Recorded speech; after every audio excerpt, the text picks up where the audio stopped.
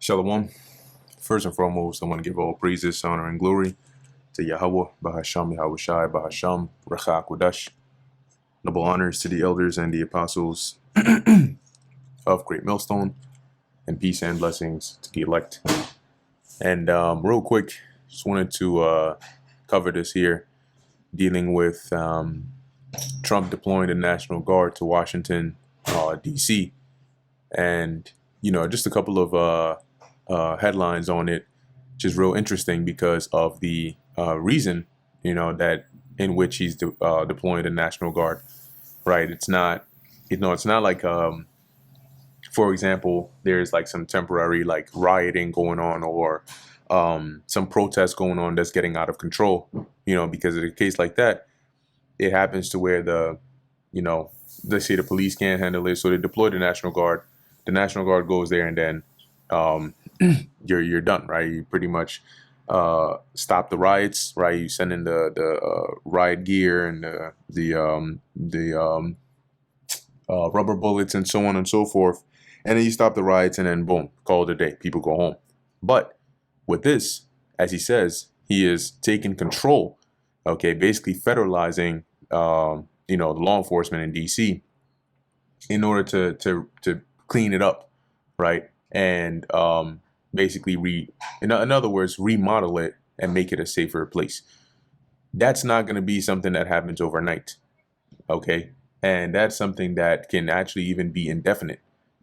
And the reason for that is if they decide, hey, we brought in the troops, the National Guard troops, and they're taking homeless people off the streets, they're stopping this violence, and a whole lot of things can go, a whole lot of scenarios can play out in that case. But if they say, well, the reason why violence is going down, right, is because the National Guard troops were deployed, and let's say they didn't even really have to do much, but just their presence alone was scaring off what would be crooks, as they would say. Then do you think that they would then say, oh well, if their presence is causing a reduction in crime and so on, and them being there is fixing things, why would they take the troops away? And then it's like you set a trap and the trap is working, and then you remove the trap, and all of a sudden whatever you were trying to get out of your house or get up out of there is running back right back in. So you have a cat, and the cat is always catching any mice that may be in your crib, and then you take the cat somewhere else. What do you think the mice are gonna do? You think they're gonna stop coming there? No, they're gonna say, oh well, shit, let's see if the cat is still there. They come and check, the cat is not there, then they move back in. So it's a very easy angle to take, if they go that route and say, well, we got them here, they're doing a good job. That's what you can already hear them saying it. They're doing an amazing job. Crime has gone down, yada yada, so on and so forth. And now they have to stay. But I saw one of the headlines that mentioned that this is just that DC is one of many that are many states that have been subjected to this basically cities being overrun with crime.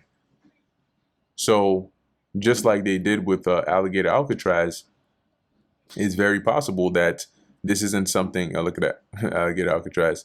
This isn't something that they're looking to just stop with start and stop with just DC. All right, but might be the model for federalizing the law enforcement. All right, eventually leading into a state of martial law. Okay, where you may start off with something that's like a soft martial law or soft version, and then escalate it more. All right. So anyway, I'm going to read this headline real quick. It says Trump administration live updates. President says he'll deploy National Guard to Washington and take control of DC police. President Trump assigned Attorney General Pam Bondi to oversee the takeover of Metropolitan Police Department and said 800 National Guard troops will be assigned to the nation's capital. He claimed there was a public safety emergency, even though the city's crime rates have fallen sharply. So that's interesting, right? If the objective is to lower crime, but crime has already fallen, why then is this a public safety emergency? And that's key right there.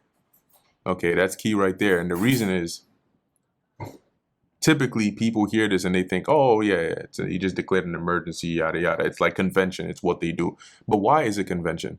Why do they openly and publicly declare these kinds of emergencies, whether it's a national disaster or unrest or whatever the case is?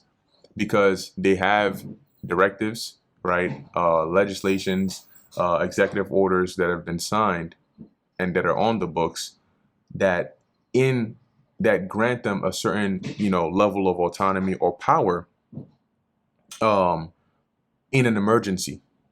Okay. And so when they openly say, well, this is somewhat emergency or yada yada emergency, people just think, oh yeah, they just declared an emergency. But now they're able to take certain actions based on that. And you may be wondering, oh, since when could they do that? I didn't know they could do that. Well, that's what happens under an emergency. So let's take a look here. This is on X. As you can see, it says, Secretary of Defense, this morning we've mobilized the DC National Guard. You will see them flowing into the streets of Washington in the coming week. Okay, and it's getting what? It's inching closer and closer to that scene, that visual, as you've been hearing us prophesying about for years, where you're gonna have troops on the streets. You're gonna have their tanks and their military vehicles roaming up and down. So if they need to enforce any lockdowns, if you're trying to go in and out of any location, they're verifying you. I mean, to degrees you ain't even know they had jurisdiction to do. But anyway, let's hear this real quick. At your direction this morning, we've mobilized the DC National Guard. It'll be operationalized by the Secretary of the Army, Dan Driscoll, through the DC Guard. You will see them flowing into the streets of Washington in the coming week. At your direction as well, sir, there are other units we are prepared to bring in. Other National Guard units, other specialized units. They will be strong, they will be tough, and they will stand with their law enforcement partners. This is nothing new for DOD. Yeah, they got other units, special units that are going to be strong and tough. So what's going to happen if they say, hey, you know what, we need to do this in somewhere like Chicago. We need to do this somewhere like New York. We need to do this somewhere, where the crime rate is super high. I wonder. As the president noted, at the border, we've got 10,000 troops down there who've been operating in defense cooperation areas, defense zones, where there's zero illegal crossings because of troops on strikers scanning the border. We've been protecting other people's borders for 20 years. It's about time we protect our own. And we're working with ICE and CBP. In Los Angeles, we did the same thing, working with the California National Guard, working with ICE officers. ICE officers deserve to do their job and not be attacked. We will work alongside all DC police and federal law enforcement to ensure this city is safe, this city is beautiful. And as I always say about President Trump to the troops, he has their back. And my message to the National Guard and federal law enforcement in Washington is, we have your back as well. Be tough, be strong. We're right behind you. Now, I'm curious to see, in the coming days and weeks, what kind of videos start surfacing as people start, who live in this area start to see this become their new norm. What do we end up seeing there? And how are they gonna carry out this plan here? But if you notice, he first mentioned what they did in Los Angeles, what they did at the border, what they're doing here in Washington. So it's letting you know that it's not like a one-off thing. At least that's not their goal. They don't want it to be a one-off thing. They're not just trying to start and stop with DC. They're trying to show you what a model city or state will look like, and then make the claim that it works. So because it works, we need to basically go and start doing it in other states. So they're transforming the country into that Jacob's trouble future that people are about to experience real soon. So we have another one here, right? This one is fairly quick. I mean, I just play it real quick. Today, we're formally declaring a public safety emergency. All right, we're formally declaring a public safety emergency. This is an emergency. This is a tragic emergency. And it's embarrassing for me to be up here. You know, I'm going to see Putin. I'm going to Russia on Friday. I don't like being up here talking about how unsafe and how dirty and disgusting this once beautiful capital was, with graffiti all over the walls. It's another part of it, by the way, because we're talking about safety, but we're also talking about beautification. We have the most beautiful, potentially, capital in the world. We always had. But people come from Iowa, they come from Indiana, they come and then they get mugged. Not going to happen. Keep coming, because by the time you get your trip set, it's going to be safe again, and it's going to be clean very quickly.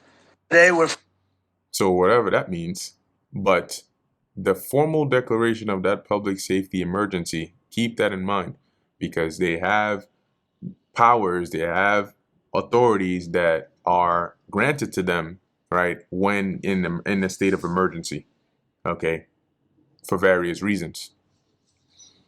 Let me get this real quick. This is the book of 2 Corinthians chapter 2, verse 11. Lest Satan should get an advantage of us, for we are not ignorant of his devices. Okay, and in how that applies now, we understand ultimately behind the scenes what their mission or their agenda is, that's basically pushing them to this isn't, oh yeah, we care about the safety of the people and whether the streets are clean or not. No, think about it. Really put yourself in their shoes, right? You have these ones that are pulling the strings, right, all the way at the top of the pyramid. These are people that start wars. And I mean, I'm not talking about like, block wars and cities and no. They start world wars where countless amount of lives are taken. They give out those hits so they can transform the world into their liking. They eliminate people without a second thought. These people, death is nothing in their sight. Do you think that when they send those orders down on this country, you do this country, you do that, in their agenda, they care about how clean your streets are? That they care that there's homeless people on your streets? They care that people from different states are getting mugged in other states? No. Trump follows orders that are given to him. That's just the way it is. That's the order. A president in this position is not one really an authority, but is one that is that appears to be an authority. So the orders that are given him are not really for the benefit of your safety. Okay, it's to look like it. Meanwhile, it accomplishes another goal, and that's what we'll see in the coming time. So, as it says, let's say Satan should get an advantage of us, for we are not ignorant of his devices. So we know their plans, their plots, their schemes. And so when they feign themselves to go left, but they really want to go right, we know that at some point, if your end goal is on the right side and you're running left, you're going to have to turn at some point. Whether you cause some major distraction, whether you go the long way, whether you slowly turn your trajectory, eventually you're going to have to turn right to get to your destination. And when you do, we will see it. Because we know in our minds, they're making it look like they want to go left, but they really want to go right. So just wait, because eventually they're going to go right. This is Jeremiah 23:20. It says, the anger of the Lord Yahweh shall not return until he have executed, until he have performed the thoughts of his heart. In the latter days ye shall consider it perfectly. And for a lot of these people, when it comes upon them, like a great calamity, that's when they're going to start to consider it. They don't even see that evils are growing upon the earth right now. As people are getting worse and worse and sicker in the head, and the world is getting more and more violent, okay, less and less godly, less moral. The system, all right, is being changed from all avenues to basically prepare the setting of this apocalypse, right? This last days, this Jacob's trouble, the beginning of sorrows. And yet people, those that are about to be affected, don't even see it. So anyway, just wanted to bring that out, shed some light on that, and we'll see how it goes, where else they send this to, and so on. So Lord willing, that was edifying and informative to the elect. In closing, I want to give all praises, honor, and glory to Yahweh, Bahasham Yahweh Shai, Bahasham Rechak Kodash. Until next time, Shalom.